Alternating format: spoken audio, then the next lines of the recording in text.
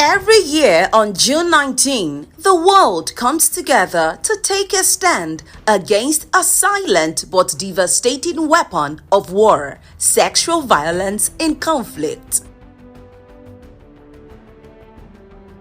This day is a stark reminder of thousands of women, girls, and even men who have been abused, silenced, and scarred in the midst of war and insecurity.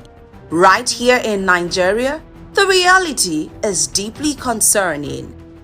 Data from 2022 shows a disturbing increase in reports of sexual violence committed by armed groups, security forces, and other actors in conflict zones. According to the United Nations Secretary General's 2021 report, 601 cases of conflict-related sexual violence were recorded, involving 326 girls and 275 women. A staggering 80% of these cases were rape and 5% involved sexual slavery. And these are just the reported cases. Many more survivors suffer in silence, afraid of shame, retaliation, or simply not being believed. These acts don't just damage individuals, they destroy families and pass deep emotional scars from one generation to the next. That is why this year's theme is so urgent and powerful: breaking the cycle, healing the scars, addressing the intergenerational effect of conflict-related sexual violence.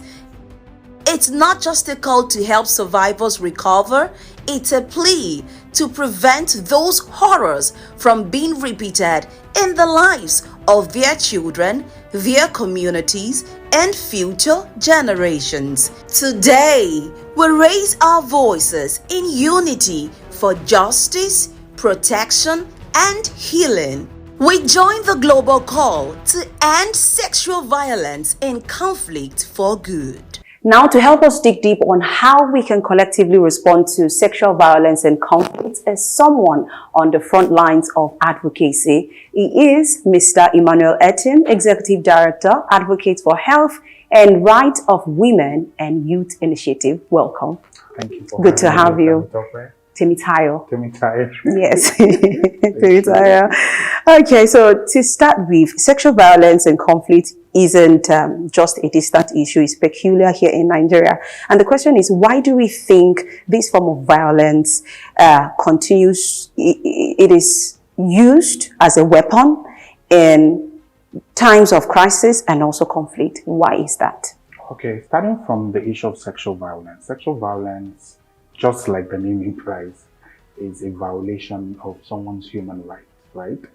And when you go from there, you begin to see that it had become like a weapon, for people, especially during crisis, and it's against the law globally, for people to use sexual violence as a weapon.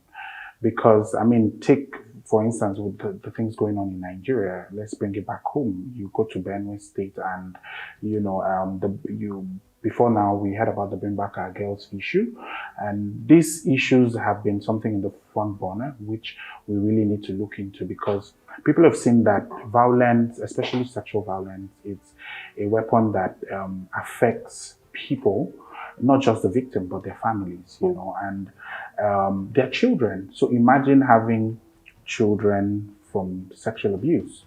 Imagine the trauma that comes with that. Imagine all of those experiences, living with that, even for the community, is really a lot, Yeah. So it's something that even as a country, we need to begin to look into these issues. Right. Yes. Okay. Now let's look at the statistics from UN, right? 2021 report says over 600 cases were recorded, and mostly rape and some sexual slavery. But many believe the real number is actually much higher. What are the major reasons survivors don't come forward? Now, sexual violence is a traumatic experience, and I would always tell people, due to the work that we do, because I can have a sexual violence experience. Now, you wouldn't expect me to come out immediately to speak up. People speak up when they begin to find that opportunity, when they are able to speak up, which is why we need advocates to be able to speak up for people that can speak up, because sexual violence is a traumatic experience. You have people experiencing Stockholm syndrome, whereby they are stuck to their abusers and they find that as, that is the kind of love that they know, right? So you need people to speak for these people, which is why we do the work that we do at Adhere, to ensure that we're able to, advocate for things like this and create that awareness. And because it affects mental health, government needs to begin to look into how they can begin to create, solutions around mental health for cases like this. So, for instance, you're not just looking at the economic issues, you're also looking at the health challenges that comes with sexual violence. Things like HIV and AIDS, sexually transmitted diseases that also would come with that, and the economic implications of even affording care for things like this, So it's really a long road. When you look at all of this, it takes a lot. Because really, if you look at the community in itself, there's even stigma that comes with when people begin to hear that, okay, there was a communal clash and you were a victim of rape and all of that, And even communities have certain laws that they ostracize you from the community. And that in itself is a whole deep issue that we need to begin to look into. I'm actually going to ask, because you spoke about mental health. Unfortunately, this month is also centered around mental health. Do you think the government should actually look into establishing centers that where people can actually go and have therapy? Oh yes, I agree with that. Trauma-informed centers, whereby, because when people look at mental health, it's like people think it's a one-size-fits-all situation.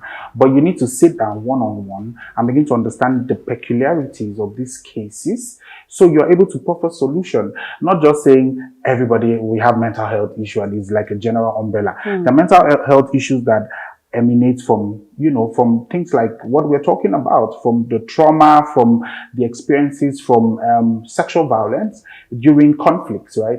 There are mental health experiences people go through when, maybe for lack of education, for lack of funding, for different issues. So we need to narrow it down, and that is the only way we can find a solution to these things, by looking at the peculiarities. Okay, where is this coming from? And we need to have trauma-informed centers across the country, where people can even just go in and even begin to speak to someone, because that is where the healing starts from. When you're able to even open up, and safe spaces, right? We don't have safe spaces across the country where people go without stigma, without, blame and all of that. You can just air your mind. You don't need to begin to say, okay, she was wearing a short dress, you were at the wrong place at the wrong time, and all of those issues. No, let's stop the blaming. Let's begin to look into how we can begin to support survivors. That is the way people can speak up and then talk about these issues, because we need the stories of survivors to empower the next generation. For them to be able to know how best to avoid all of these issues we're talking about today. Okay, as an advocate who's actually done this over time, and then, your work is actually out there, what are the processes for a victim to actually heal, if not 100%, at least 70%? Now, healing is a process, right? Just like you said, 70%. Nobody can determine when someone gets healed. The only person that can determine that is the survivor, that can come and say, oh, I'm over this now. I think I want to speak about this. And now we start from creating safe spaces. Like what we do at Adhere is we organize programs that, allow women to just come and share their stories.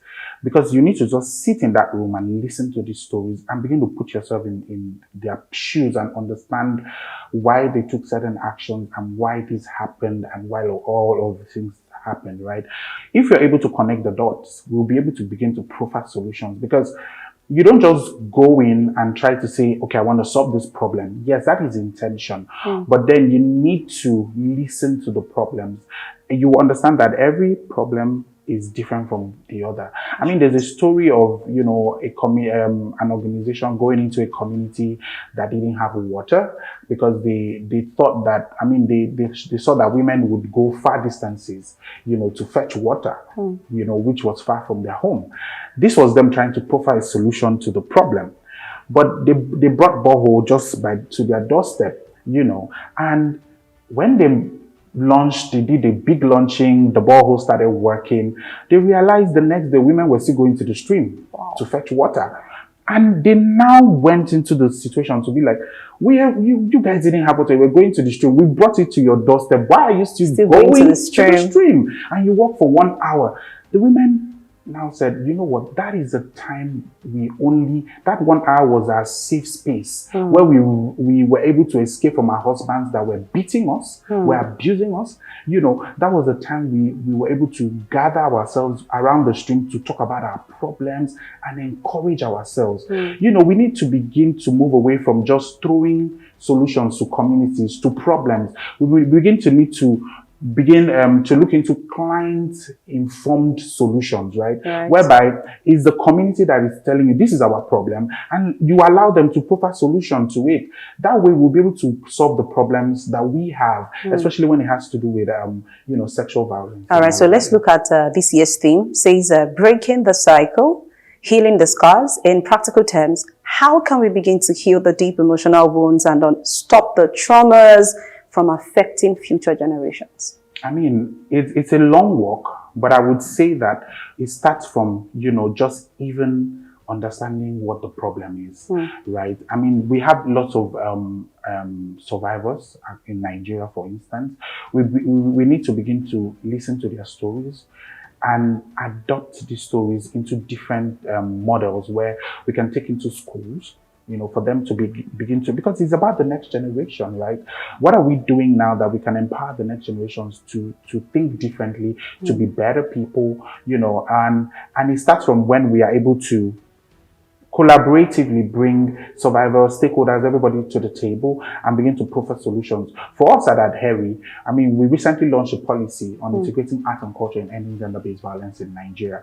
You know, policies like these are things that government can begin to take. Because for us, we're looking at, I mean, we have various, you know, art tools. You know, when you're looking at visual art, morals, you're looking at music, all forms of art. How can we begin to use these things that young people are drawn to begin to inform and empower them? You understand? We need to look at simple tools. Sometimes we think about these things and we see them as very gigantic things, you know, that we should do, but it starts from the grassroots. Right. Let us even begin to look at our daily things, the things around us, to begin to provide solutions to the problems. All right, so for survivors watching this program right now, what message of hope or support would you share with them? I would say for survivors, I mean, you're out there, we see you, we hear you, and we believe your story. I would want you to know that you're not alone. Everybody has a story. Everybody has gone through one form of abuse or the other. It may not be sexual, you know, but then I want you to know that we see you, we believe you, and we can't wait for you to become what you've always wanted to be. But then I would encourage you to know that you're not alone. Your story can change the world, you know, so brace up yourself, come out, share your story, but then go through the healing process. It's a process. You come out on the other side of the end of the tunnel. Oh, thank you so much, Mr. Emmanuel Etim, for your insight. And then we are glad for the work your team and you, I mean, putting out there. We really appreciate and also appreciate your time here. And as we commemorate today, remember that the healing begins from taking accountability, action, and also being aware. Let's break the cycle, let's break the silence, and stand by every survivor. I am Temitayo Olumofe. Have a great day.